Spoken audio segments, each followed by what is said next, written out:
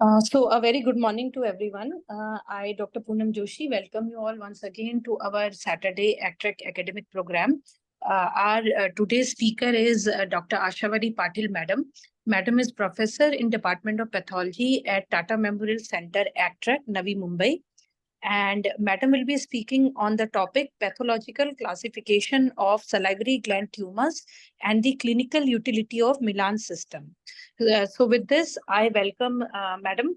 And Madam, you can share your screen. Thank you very much, Poonam, for the introduction. Is my screen visible? Yes, Madam, it is visible. I'm just putting it in slideshow mode. Yeah. So very good morning to all of you.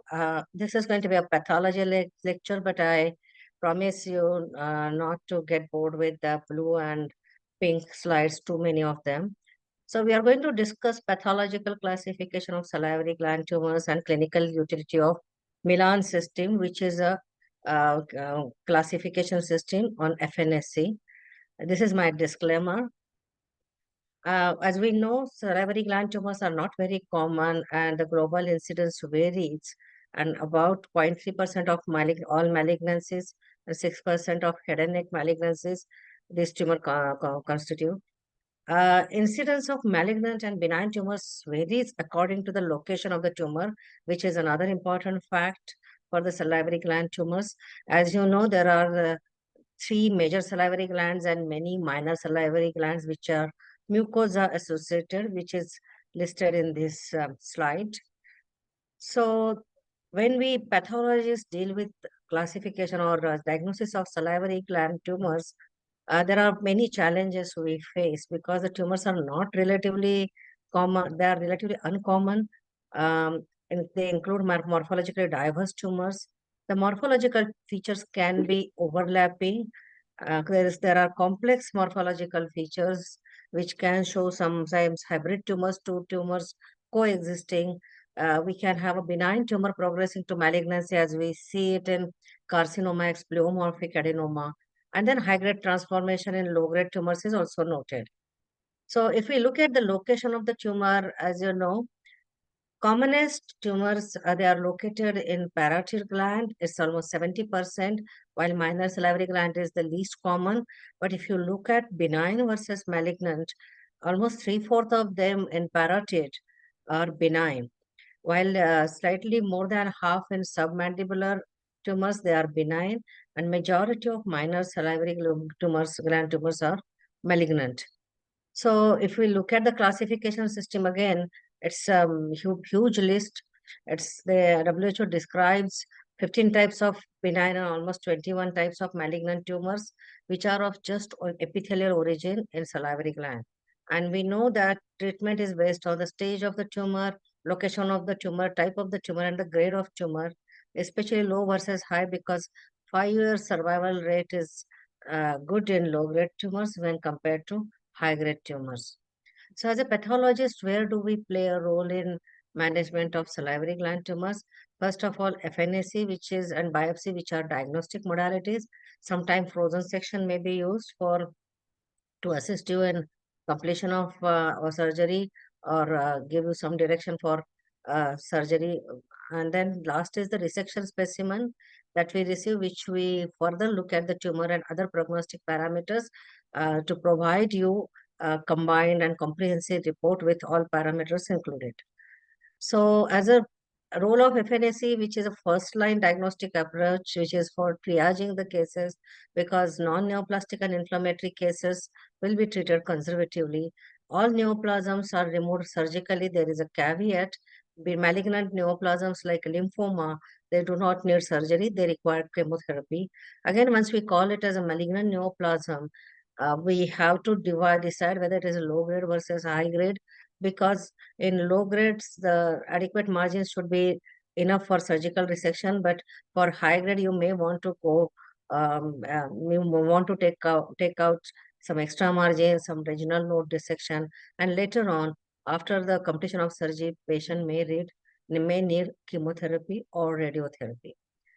So biopsy of salivary gland, which this is not very common for major salivary gland, but it is required for mucosa based on minor salivary gland lesions because FNSA may not be always possible and will not give you uh, uh, correct diagnosis.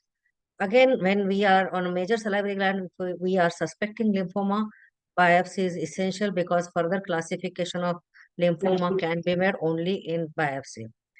Again, sometimes if you need to differentiate low-grade versus high-grade tumors, we cannot tell you on FNAC, and that time we will need a biopsy. So, role of frozen section. Now, frozen section is not always helpful and can be sometimes controversial, but especially when you want us to tell you whether the lesion is neoplastic versus non-neoplastic. We may be able to tell you neoplastic versus non-neoplastic, but benign versus malignant may not be always possible as low-grade malignant neoplasms and some of the cellular benign neoplasms always have some overlapping morphologies. On frozen section, we may not be able to tell you. Low grade versus high grade, many times we can tell you, but sometimes it may not be possible always. And completely resected or not. Yes, definitely. If we get the tissue sample to see whether there is tumor or not, we can definitely tell you. Again, if you consider the frozen section accuracy for primary diagnosis, it is low, especially less for malignant tumors. But still, it is useful to decide the extent of surgery for high-grade malignant tumors when you want us to tell you about the nodal nodes and revision of any margins if necessary. So just I want to give you one example of how FNSS frozen can be sometimes helpful. So this was a patient with bilateral neck nodes, and we got one FNSC from one of the 2 and 3 level nodes. And that time we were told that there is some lesion in thyroid. So we suspected it could be a metastasis from thyroid because we considered this is from node. These are epithelial cells, what we see here. Any epithelial cells within the node, they're more likely to be malignant. Now, when the patient was getting operated, we also suggested a frozen section is advised. So at the time of surgery, the nodes were sent to us. What we see here is some kind of nodal-like tissue, but there are these cells, clusters, which are oncocytic cells, and this is a typical picture of Warthin's tumor. So one after other nodes we were getting, they were Warthin's tumor. Finally, the thyroid lesion this was just outside the thyroid, which was sent, which was benign. I'm just attached to the thyroid, which was a cystic lesion, which was a benign. So then thyroidectomy was not performed, and thus the frozen helped the surgeon to decide whether thyroidectomy was necessary or not. After completion, we got all the so-called nodal tissues. This was nothing but multiple bilateral Warthin's tumor in that patient. There was no malignancy, and further surgeries were avoided. So last but not the least is the resection specimen. When we receive any parotidectomy or excision of submandibular salivary gland tumor or any maxillectomy for minor salivary gland tumors. So there we are supposed to provide you all the parameters related to tumor, including confirmation of histological type and grade, plus tumor site dimensions, extent of invasion, LVI, PNI, margins, nodal status, and all. So with this, we are going to continue with the first part of this lecture, that is salivary gland tumors classification. And this is 2022 classification of WHO classification of salivary gland tumors. You can see this is a very big list. On left-hand side, you see when there are many benign epithelial tumors, of which most common are pleomorphic adenoma and Warthin's tumors. Sometimes we may get oncocytoma or myoepithelioma. Rest of the tumors are very, very uncommon. Amongst the malignant epithelial tumors, yes, we do get many of them, including mucoepidermoid carcinoma, adenoid cystic carcinoma, acinic cell carcinoma, secretory carcinoma, polymorphous adenocarcinoma, again salivary duct carcinoma, myoepithelial and epithelial myoepithelial carcinomas. Carcinoma ex pleomorphic adenoma is also, we do get some cases. Rest of the tumors not very common, but we do get them. So if you see, if amongst all these tumors, the major histologic subtypes are epithelial tumors arising from epithelium, which are benign and malignant. Rest of the tumors like mesenchymal tumors, hematolymphoid tumors are very, very rare. Now, considering the location of the salivary glands, especially submandibular salivary gland, any tumor nodule we get in FNAC, first thing we are going to rule out is a metastatic squamous cell carcinoma from oral cavity.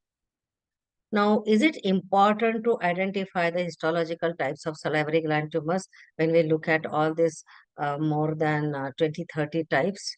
Yes, it is important, especially when we are looking at malignant tumors. There are particularly two categories. Some of them are by default low risk, and some of them are by default high risk. If you look at the actinic cell carcinoma, low-grade mucoepidermal carcinoma, polymorphous adenocarcinoma, majority of these are low risk tumors. Although we do get sometimes high grade transformation in some of these, and when it is high grade transformation is there, your report, the report, pathology report will clearly indicate that there is low grade tumor associated with high risk transformation, and in that case, the high risk transformation should be considered as a high risk tumor.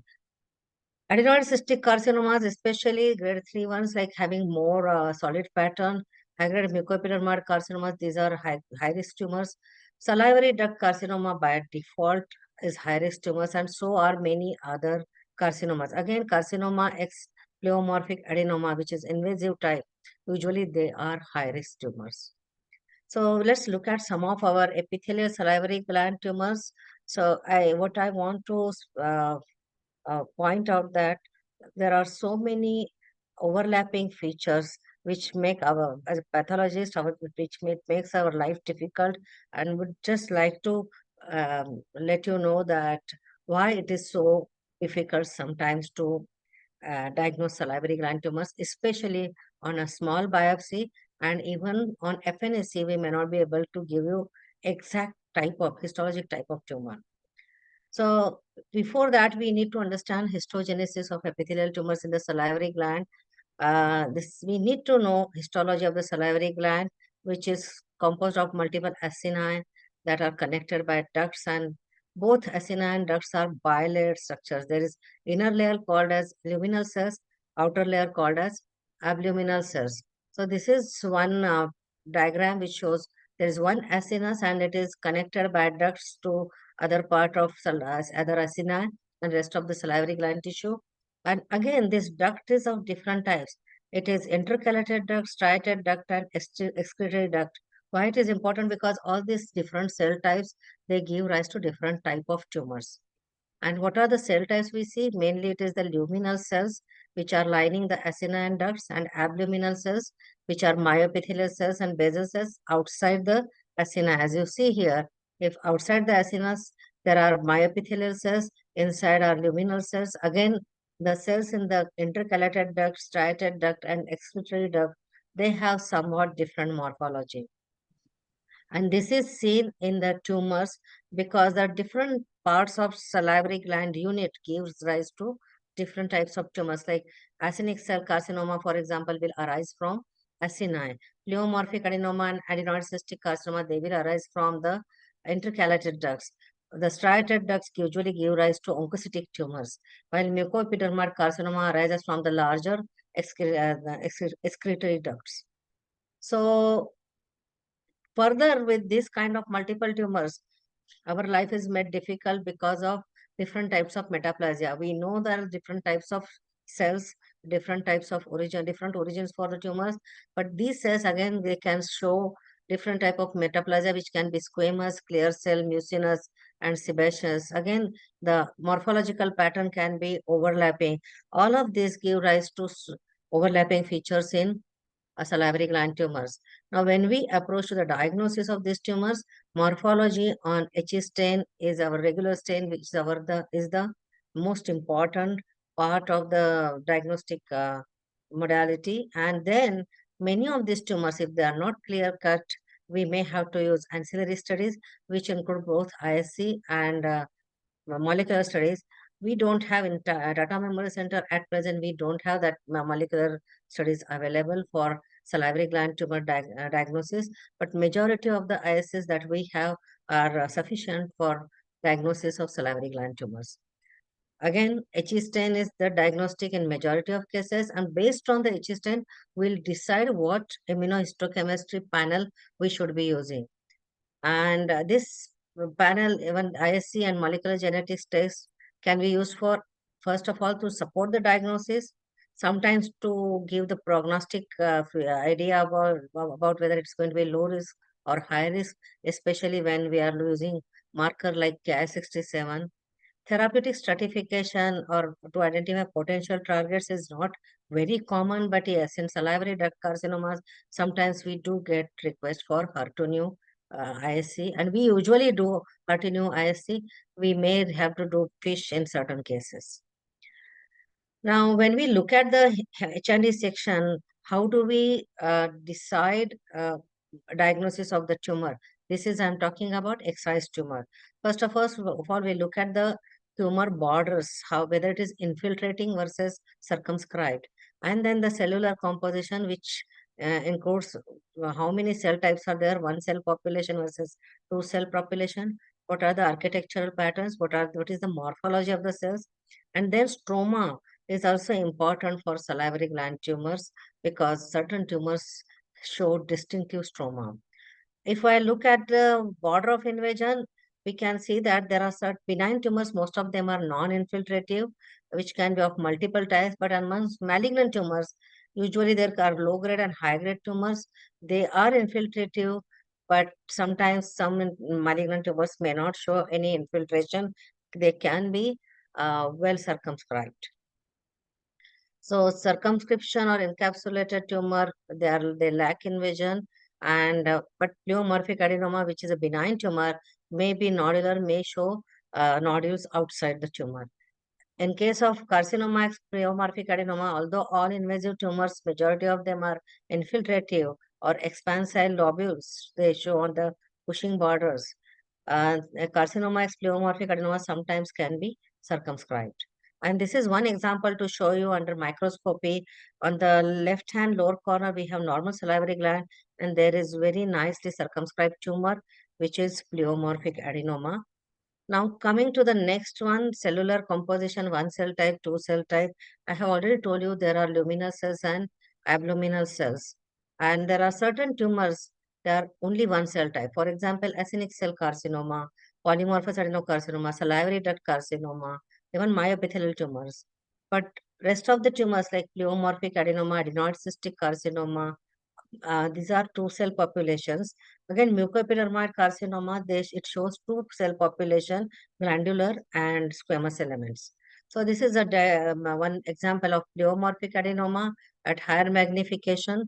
Epithelial myoepithelial carcinoma, which also shows two cell types. Adenoid cystic carcinoma shows two cell types. Mucoepidermoid carcinoma shows two cell types. Again, this is higher magnification of mucoepidermoid carcinoma to show you mucin secreting cells.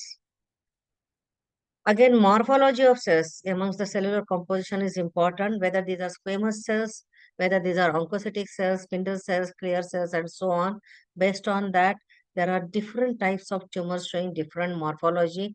We do remember that there can be a metaplasia, but we use a combination of architecture, cell types, cell type, mono single cell population versus two cell population, and the architecture pattern and circumscription. All these things are put together to get a final diagnosis, and for this sometimes we need immunohistochemistry.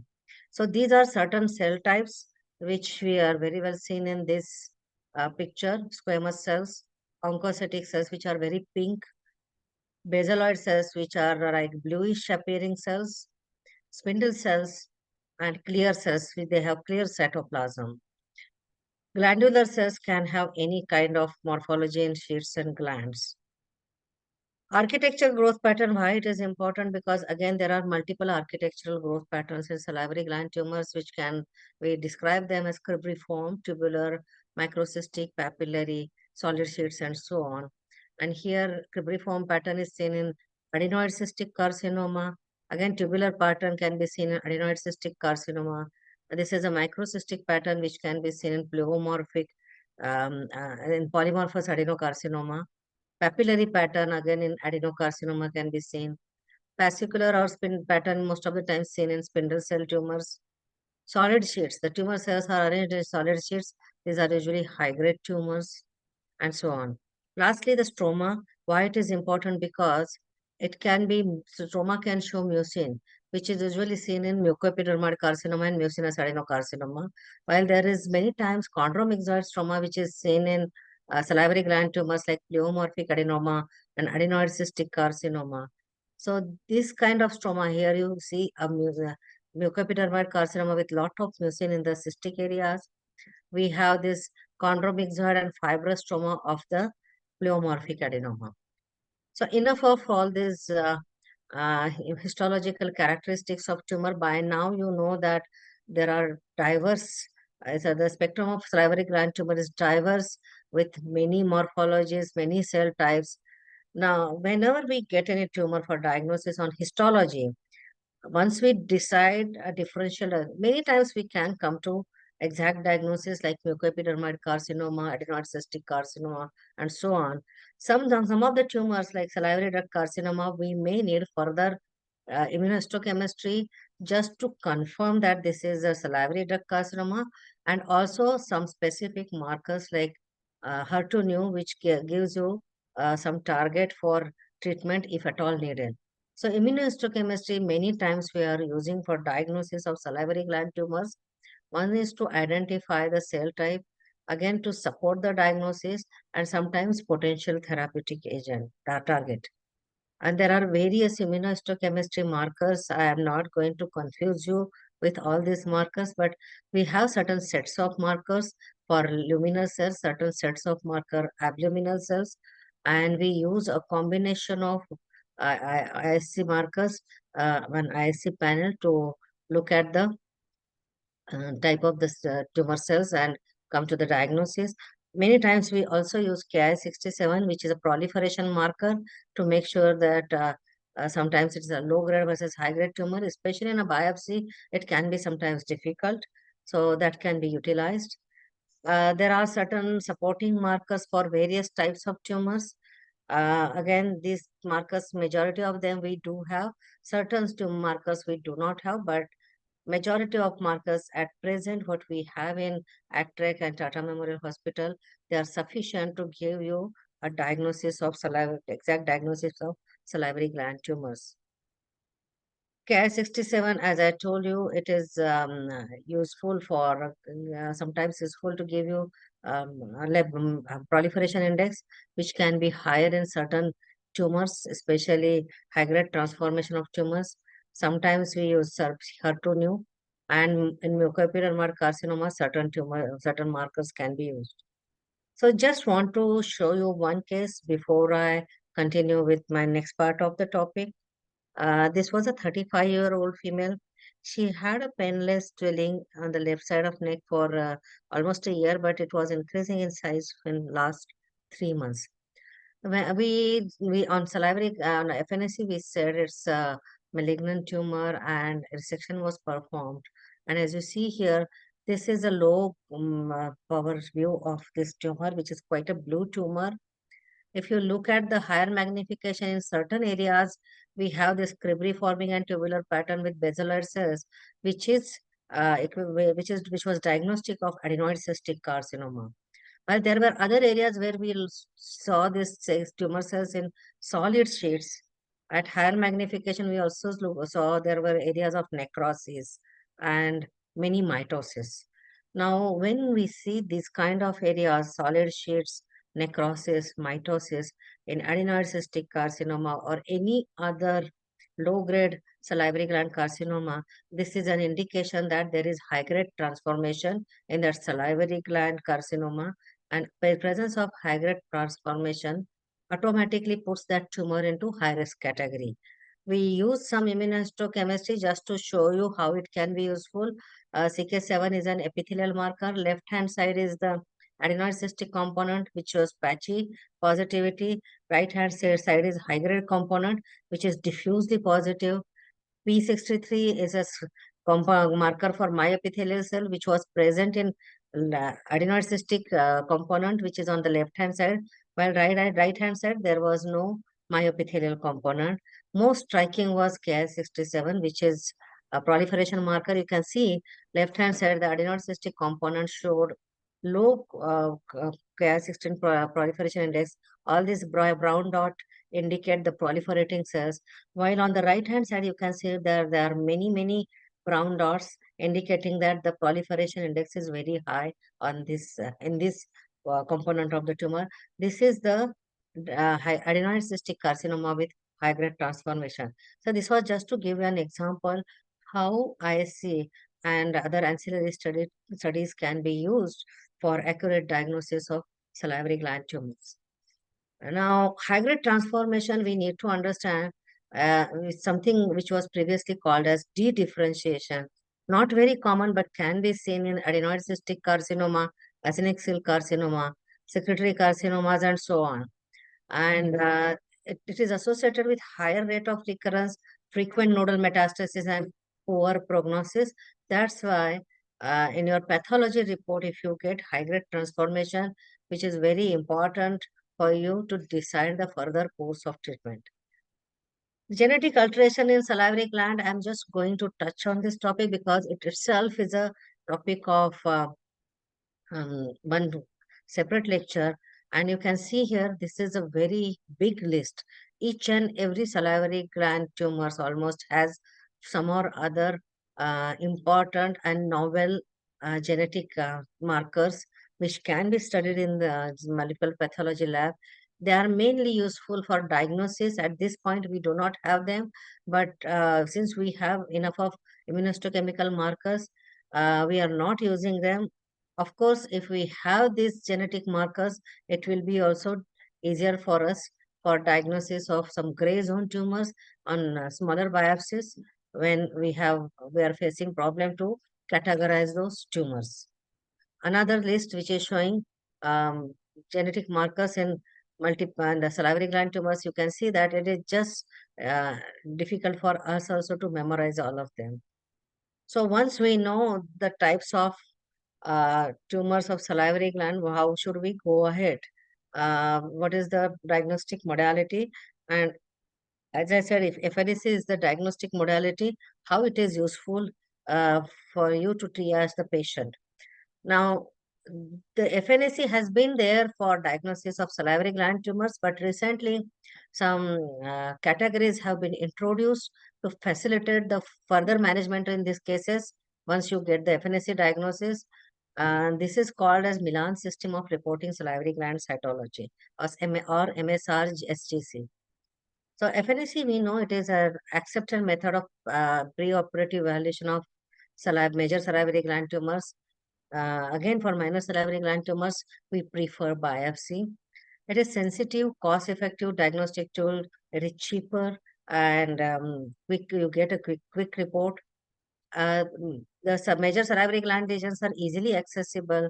The FNAC, when used in when used done by the pathologist or surgeons or interventional radiologists who have expertise in this field, then and interpreted by pathologists, it has high diagnostic accuracy with a specificity of 97% and sensitivity of 80%. High specificity is mainly important to differentiate non-neoplastic versus neoplastic lesion, and which is very high, 98%. This has resulted in reduction of unnecessary surgeries, especially in small benign tumors. You may want to follow it up. Non-neoplastic lesions can be managed conservatively. It is also cost-effective because overall treatment of salivary gland lesions, there has been reduction in overall cost of the treatment. What are the indications for salivary gland FNAC? Any mass lesion in the major salivary gland which is clinically palpable or radiologically detected. It has to be used in conjunction with clinical and radiological findings.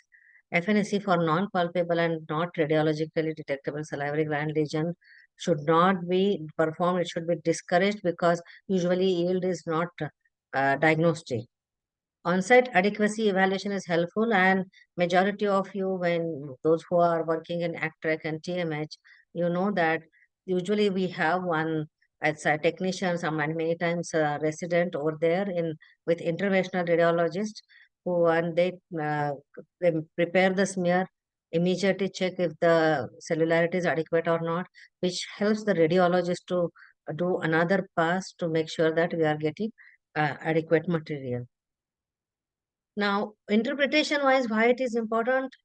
First of all, it differentiates between non-neoplastic versus neoplastic lesions, benign versus malignant neoplasms, low-grade versus high-grade neoplasms, which helps you to decide extent of surgical resection, type of malignant neoplasm.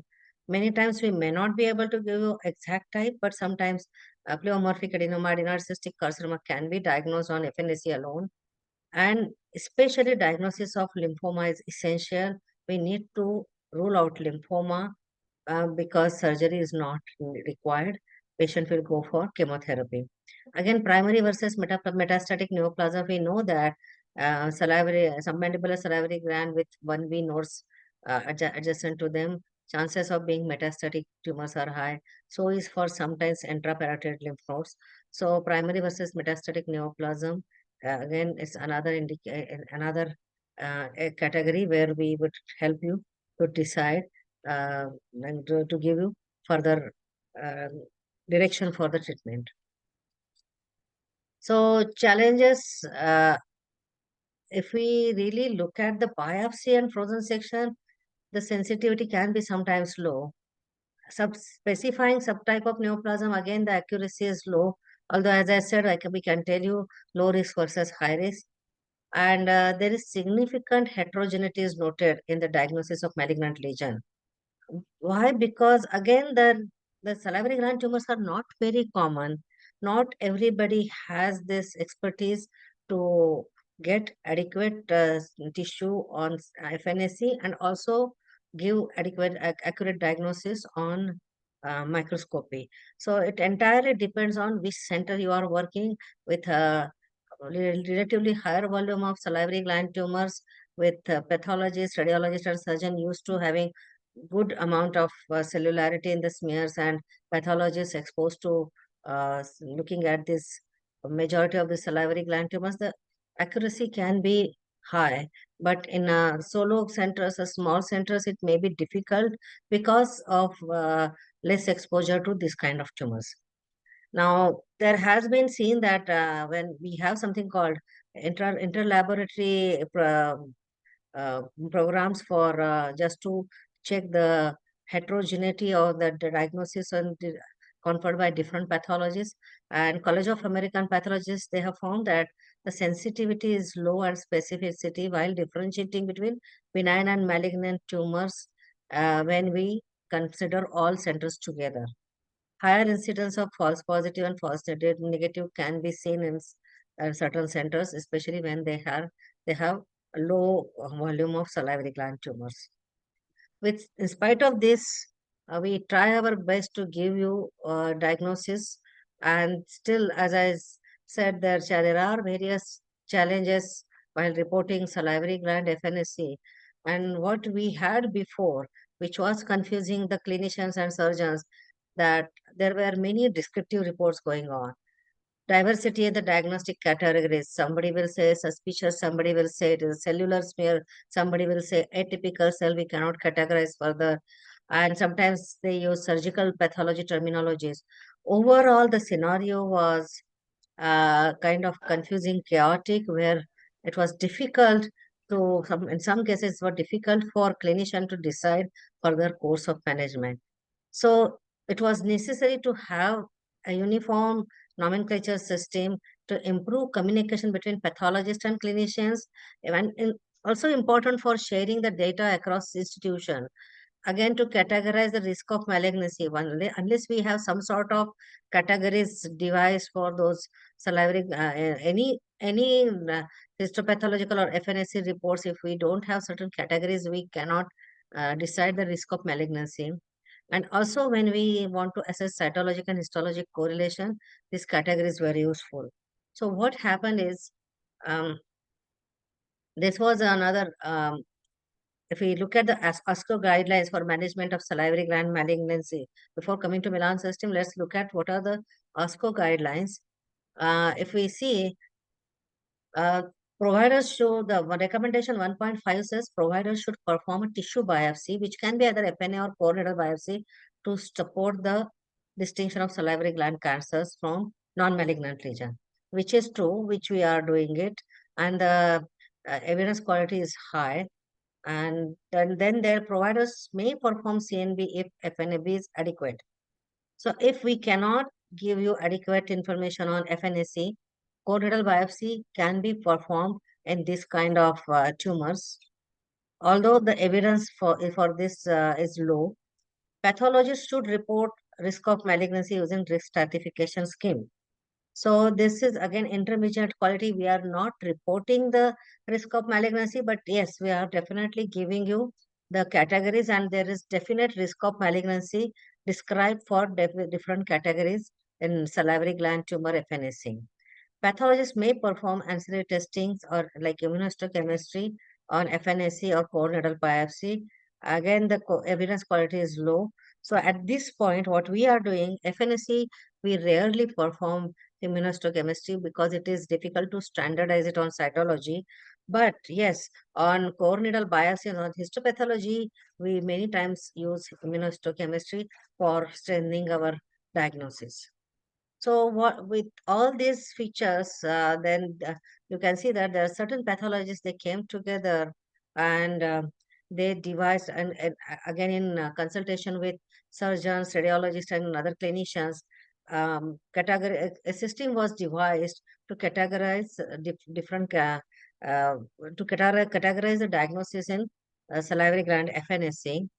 Now, this has been supported by various cytologic institutes. It was first time described in European Congress of Cytology held in Milan, Italy. Uh, there were 47 members from 15 countries, which include not only pathologists, also they include ENT surgeons. And the categorical scheme was devised, which should be simple, practical, user-friendly. It should be evidence-based. It should assign some risk of malignancy, and thus it should provide more information for decision-making while planning the treatment by clinician. And this is initially was described in this article in October 2017. And then there was this book was published in 2018. This was the first edition, Milan System of Reporting Salivary Gland Pathology. We have been reporting using Milan grades since that time. And again in 2023, this is the second edition with recent evidence gathered. This is the second edition of Milan System of Reporting Salivary Gland Cytopathology. So there are six criteria. The one is non-diagnostic, non-neoplastic, ATP of undetermined significance, benign neoplasm. Category 4 has two subtypes, benign neoplasm and uncertain malignant potential neoplasm. And category 5 is suspicious, 6 is malignant. Now, how this is useful for clinicians? If you look at non-diagnostic, 15% of them need to be, the risk of malignancy is 15% of them, and 15% of them, and we have to, or you have to ask for repeat FNA, which can be under radiology guidance, and sometimes biopsy may be needed. Non-neoplastic also can carry 11% of risk of malignancy. So in that case, clinical follow-up and radiological correlation is essential. But for categories 2 and 3, immediate surgery may or may not be necessary. In category 3, risk of malignancy is slightly higher, 30%. Repeat FNA, if doesn't give you adequate information, and if clinical and radiological features are compelling, then surgery may be performed. While category 4, 5, 6, surgery is required except for category 4A, where the risk of malignancy is very low and you can decide to follow up the patient or surgery based on your clinical acumen. Category 4B, 5 and 6, surgery is required. So that's how when we put in certain categories, when we give you the diagnosis with category described on it, it gives we can communicate in a better way with the surgeons, and provide them information what to do next. When you look at the report, usually you will see that there may be a statement for adequacy, especially category 1, we will say that this is inadequate or not satisfactory for evaluation. There may be some description of cytological features which may not be of any use to you, but another pathologist or pathologist evaluating or reviewing the smears may be using them. What is important for you is specific nature of the lesion, whether it is non-neoplastic versus neoplastic. If we can tell you whether it is benign or malignant, many times we usually say low-grade neoplasm may not be able to tell you benign versus malignant, but high-grade malignant neoplasm, we clearly say that it is either suspicious for malignancy or it is positive for malignancy. Subtype of lesion or neoplasm may not be always possible, but yes, sometimes Warden's tumor, pleomorphic adenoma, adenoid cystic carcinoma, we can give you subtype of the lesion. A specific diagnosis, as I said, we may be able to give you in certain instances. Adequacy criteria, usually these are for pathologists when to describe adequate or not, and we go by number of cells and type of the smears. And these are certainly may not be useful for you, but if the smears are not prepared well, if they are hemorrhagic, if they are not fixed well, and automatically it goes into not suitable for evaluation, and it may go for category 1. So what is important for us to avoid too many blood clots, and adequate fixation is essential. So category 1, which is a paucicellular or poor fixation, air drying or blood obscuring morphology. Sometimes in some of the cystic lesion, we get only cyst fluid where we may not be able to give you diagnosis. In high-grade malignant tumors, necrosis may be there, no cyst. In that case, we may be able to give you some descriptive report, but ultimately we'll call it as category 1, where you may require to do another repeat FNAC or sometimes biopsy. Now, there are certain exceptions. Especially in case of non-neoplastic lesion, if we have some inflammatory cells, if you are clinically you are suspecting inflammatory lesion, yes, inflammatory lesion, in that case, we will be able to tell you this is more likely inflammatory lesion, and that may help you to decide the further treatment. Many times, mucinous fluid, too much of mucinous fluid, may not be able to give you exact diagnosis, but may not call it as um, inadequate. If radiology is clear cut showing a tumor and presence of mucinous fluid indicates that this could be a neoplasm producing mucin, which may go for a surgery. So again, in these cases, radiology and clinical findings are important. And these are some of the examples of inadequate or unsuitable cases. Now, category 2 is non-neoplastic. Category 2, when we have inflammatory lesions, sometimes granulomatous lesions, sometimes we get reactive lymph node, clinically mimics neoplastic process, but we will be able to tell you it is not neoplastic, it is benign. And then risk of malignancy is very low. And like granulomatous lesions seen here in this picture. Category 3, ATP of undetermined significance. The problem starts with this category because here we have some cells. We may not be able to tell you they are definitely benign versus malignant. We may not be even tell you whether it is neoplastic versus non-neoplastic.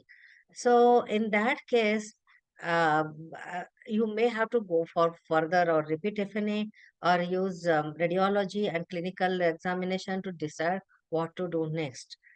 So again, a dialogue or communication with pathologist will be helpful to decide further course of treatment. Like we may get sometimes cells which are obscured by blood clot, sometimes only single or one or two cells which are very atypical. We don't want to label it as malignant based on one or two atypical cells. So in that case, AUS may be the diagnosis.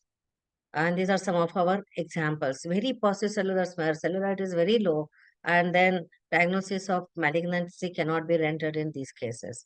Coming to category 4. Category 4 is neoplasm.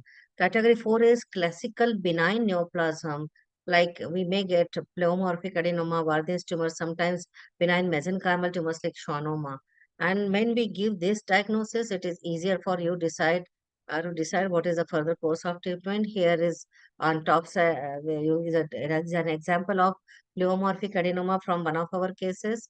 When it is categorically said pleomorphic adenoma and clinically radiologically it is fitting in that, you may decide to uh, go for surgery and extent of surgery, how much it should be. 4B is another problematic category, and if you really see, if we really analyze, most of our cases in category 4 will go to 4B. Very few cases will be 4A because clear-cut features may or may not be always there. Now, these are 4B is again neoplasm, but we cannot tell you versus benign versus low-grade malignancy because these are cellular. There is some atypia which can be seen in benign neoplasms, but we cannot exclude low-grade carcinoma. And remember, for these type of cases, 4B, usually histology is required. The FNAC may not be sufficient for give you the exact diagnosis. So cellular smears like this, we know there is some cellularity, there is some atypia, some myxoid stroma is there. Again, here we have some myxoid stroma, and we will call it as category 4B. Category 5 is suspicious for malignancy. Now, this category, again, we try to use this, we don't try to use it so often. Either we will call it category 4 versus 6, but sometimes the features are highly suggestive, but there are multiple reasons why we cannot put this in category of malignant neoplasm because the cellularity can be low, the morphology can be bad because of fixation issues, poor staining issues. The smears can be old one. We get smears from some which are performed few months ago, which are not very well preserved. So all these problems can give rise to problem in reporting, and we may not be able to tell you exactly it is malignant or not. But we do see certain cells which are really atypical. We will say it is suspicious of malignancy. In that case, if you want, you can repeat the FNAC, or sometimes biopsy may be performed to get a diagnosis. And then the final category is, this is example of category 5, and some of our cases where we could not say malignant upfront, but we were suspecting malignancy. And then the last category is category 6, where we can tell you it is a malignant neoplasm. Sometimes we can also tell you whether it is low risk versus high risk. And we also try to give you whether it is epithelial or not. If it is suspicious for lymphoma or sarcoma or metastasis, we'll try to give a comment on this, where again, biopsy is important, FNAC is not sufficient. So these are some of our cases showing malignant tumor cells in the smears, very high-grade malignancy. This turned out to be salivary duct carcinoma. And this is another good example of adenoid cystic carcinoma. Sometimes we can give you the diagnosis of adenoid cystic carcinoma on FNAC. Ancillary studies at this point we are not so commonly using it. We can do some special stain immunohistochemistry. Most important would be availability of molecular studies, and if we have a cellular smear, we can attempt to submit it for molecular studies. At this point, we do not have them, but yeah, it is possible. The ancillary studies are used mainly to subclassify the neoplasm and try to give the grade of the neoplasm. Now, coming to the last part of my talk, risk of the malignancy and clinical management based on our FNAC diagnosis. Again, I would like to repeat this, show you this same slide where it shows risk of malignancy. It is risk of malignancy is least in category 4A when we clearly call it as benign. While atypia also has some higher risk of malignancy, 4B has higher risk of malignancy, and 5 and 6 definitely have highest risk of malignancy. And as on the right-hand side, you can see the management can be different depending on the category.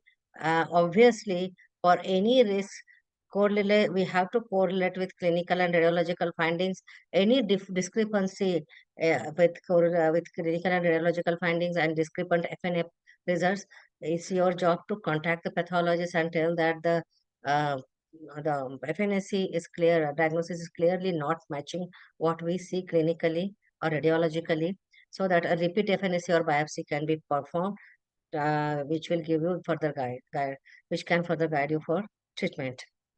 So just to show you how the risk of malignancy with current evidence has changed.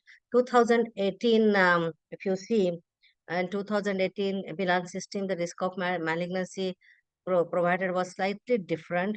But as more and more centers started using this Milan system with current evidence on the right hand side, 2023, the risk of malignancy is as described on the in 2023 guidelines. So how it is useful, whether it is validated or not. Milan, yes, Milan system, there are many validated studies validating Milan system, whether it is useful or not. And one of the most important paper is this one, multi-center validation of revised Milan system. You can see that they have validated with risk of malignancy, almost matching what they have described earlier, maybe a little bit different, but almost matching. Definitely categories 4A, 4B, 5 and 6 are matching. There's slight difference in category 3, but as usual, we always, when we say category 3, there is always, we have to go for repeat FNSC or biopsy if required. Again, there is another study which was a meta-analysis of 92 studies evaluating more than 16,000 FNSs. You can see that the category of the risk of malignancy almost similar, except slightly low for suspicious of malignancy or category 5 and slightly higher for 4B. Again, this difference is because there are different practices at different centers, and the reporting pathologists experience, everything matters. So with all this information, the take-home message is FNSC is an acceptable and valuable diagnostic modality for initial assessment of salivary gland lesions, and diagnostic difficulties and heterogeneous approaches used worldwide difficulties and approaches used worldwide reduce the sensitivity and specificity of definitely diagnosis, because again the different centers may have different practices. The classification system such as Milan provides broad risk classification which is easy to apply, and which helps better communication with clinical and clinician and clinicians and pathologists, and effective clinical and surgical management is possible with this. Again, as I showed you, there are multiple types of tumors, and we do have many diagnostic difficulties, especially on FNSC or small biopsies. Although when we get the complete entire tumor or excised tumor, we give multiple sections and we try to give accurate diagnosis to you. With this, I conclude my talk, acknowledging all my colleagues and our past HOD, Dr. Shubhada Kane, our resident histotechnicians, and of course, head and neck disease management group, with the help of whom we have been, they help us to keep us updated all the time. Thank you very much, all the participants for listening to this talk, and I'm happy to take any questions.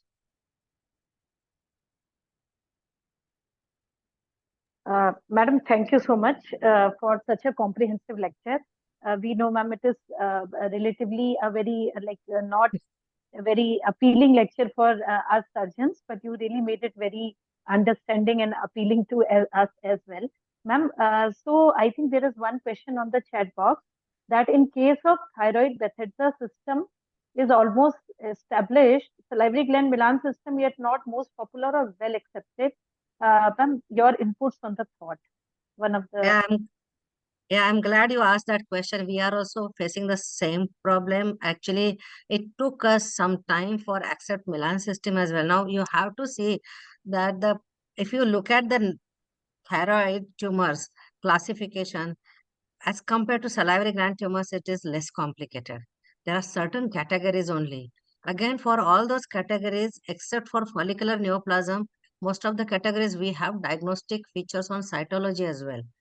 So if you see salivary gland tumors on FNSC, All the 6 Bethesda categories, they are very well established. The diagnostic accuracy is more, and um, actually, when we say it is papillary thyroid carcinoma or medullary carcinoma or follicular neoplasm, we are pretty much sure, and diagnostic features are pretty much very well established.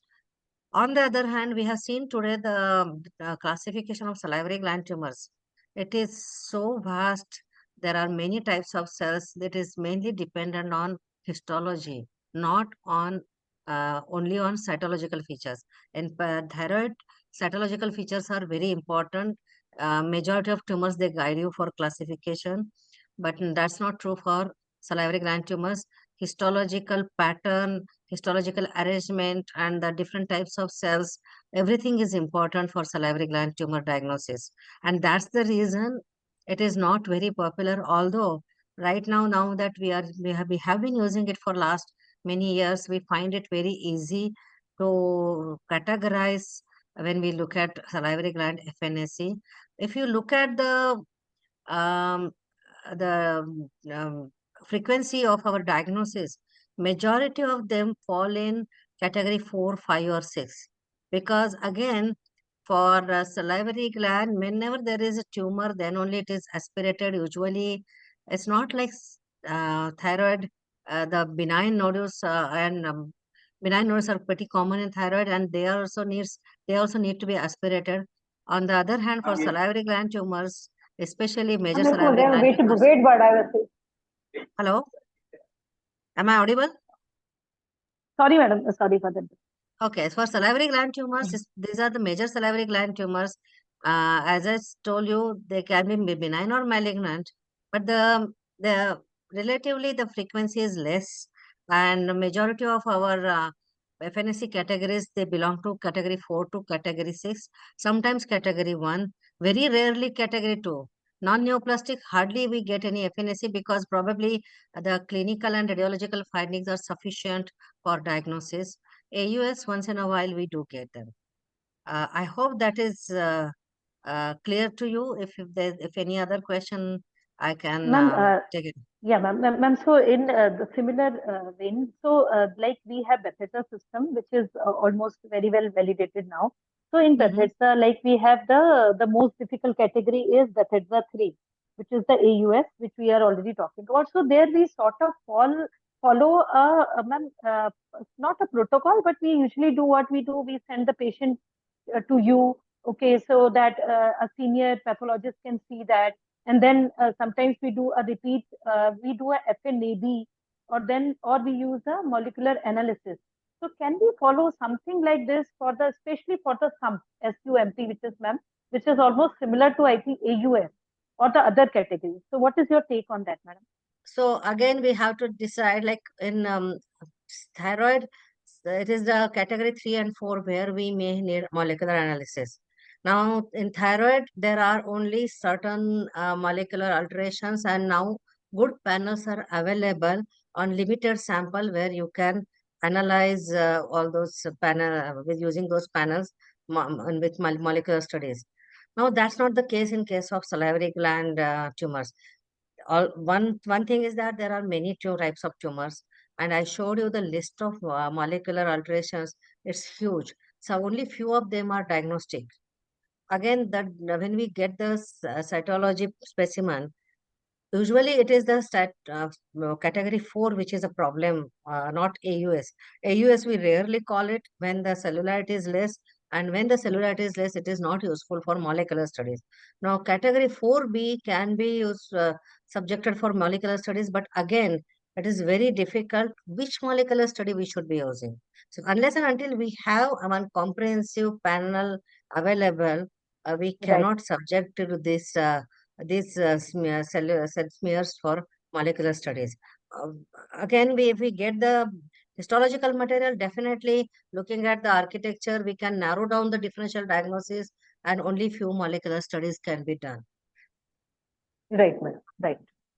So I think, ma'am, there is one more question. What is this cordant between FNA and post-operative histopathology? We surgeons usually face this issue. How to overcome, your opinion?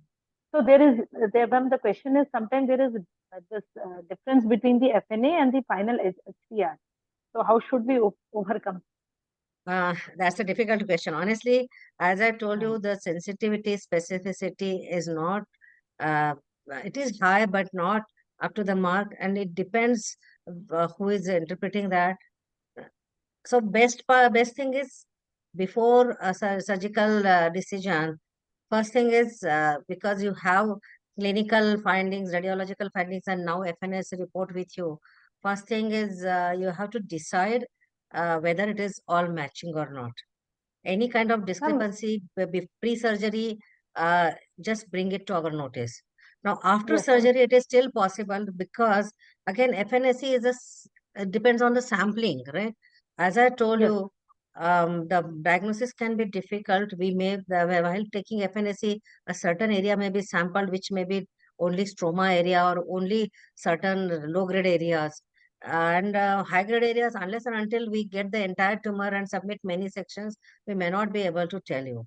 So majority of the times, although we try to put it in one specific category, it is still possible there may be some discrepancy. What we have to do is keep dialogue open between pathologists and surgeons, and we have to minimize them. So yes. we have to look into them. At our level, what we do is we try our best to review the slides. If we can, was there any change in diagnosis? Many times we do not find any change in diagnosis, honestly, because FNSE has its limitations. It is So not I like, think, yes. yeah, go ahead. No, ma'am, I think this question sometimes arises even in my own practice also. We have seen, suppose the tumor has come as mucoepidermoid, and suppose we don't know the characterization. Like you rightly said that when we do FNA, we may not be getting a large tissue, very small sample, and we will characterize as a particular cancer. So final, when we remove the specimen, suppose we had done an adequate parotidectomy or we have done a sort of superficial parotidectomy and it comes as high grade. So sometimes then we are in dilemma, should we go ahead, because doing like removing the deep lobe in a operated field is going to be really challenging because the nerve will be at risk.